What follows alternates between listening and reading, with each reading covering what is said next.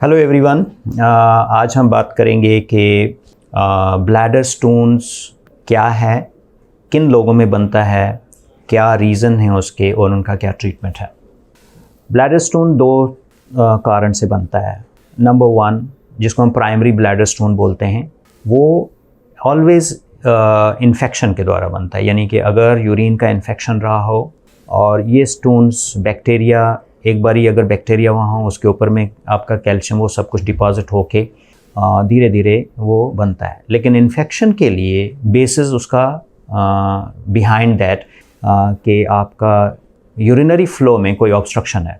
तो most commonly देखा गया है कि जिन लोगों को प्रोस्टेट का प्रॉब्लम है, यूरिन का फ्लो अच्छा नहीं है, उन लोगों में ब्लैडर स्टोन बन सकता है।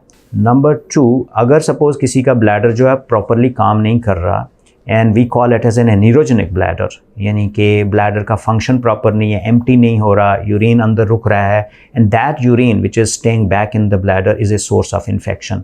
ये देखा गया है उन लोगों में अनफॉर्चुनेटली जिनका स्पाइनल कॉर्ड कट गया होता है ड्यू टू द इंजरी, या फिर कंजेनाइटली यानी कि बाय बर्थ उनका ब्लैडर जो है वो काम नहीं कर रहा, उनको कैथेटर डाल के रखना पड़ता है या फिर कैथेटर से एम्प्टी करना पड़ता है। So these are certain set of patients जिनमें ब्लैडर स्टोन्स बनते हैं। एक और सेट ऑफ पेशेंट्स देखा गया है जिनको हम लोग नया ब्लैडर देते हैं। यानी कि सपोज़ हम किसी भी पेशेंट को कैंसर के लिए ब्लैडर को निकाल देते हैं और नया ब्लैडर बनाते हैं, उनके अंदर भी स्टोन बनने की टेंडेंसी बहुत ज़्यादा होती है। सो अगर हम लोग ओवरऑल देखें तो दो फैक्टर बहुत इंपॉर्टेंट रोल प्ले करते हैं। नंबर वन कि इन्फेक्शन हो रहा है, नंबर टू यूरिन का फ्लो जो है वो प्रॉपर नहीं है, यूरिन अंदर रुक रहा है।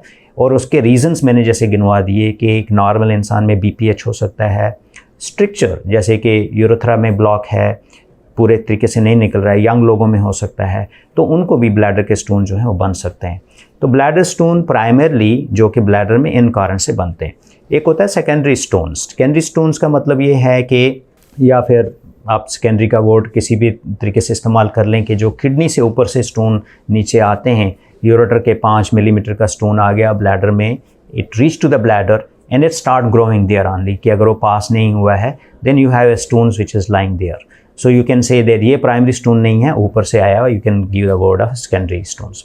अगर हमारे पास इस तरह के स्टोन है जो कि किडनी से आया है और वहाँ पे पड़ा है, कोई यूरिन पास करने में कोई दिक्कत नहीं है, तो ऐसे स्टोन को सिंपली अगर आप निकाल देंगे endoscopically and you are done, that mean you आपका ट्रीटमेंट कंप्लीट है। हाउएवर द अदर पेशेंट जो हमने देखा कि जिनमें स्टोन बनते हैं स्ट्रक्चर के कारण, BPH के कारण, या फिर unfortunately somebody is having an neurogenic bladder, और ये सारे जो जब तक हम अंडरलाइंग काज को ट्रीट नहीं करेंगे, ये स्टोन के रिकरेंसेस होना बिल्कुल तय है और आएंगे।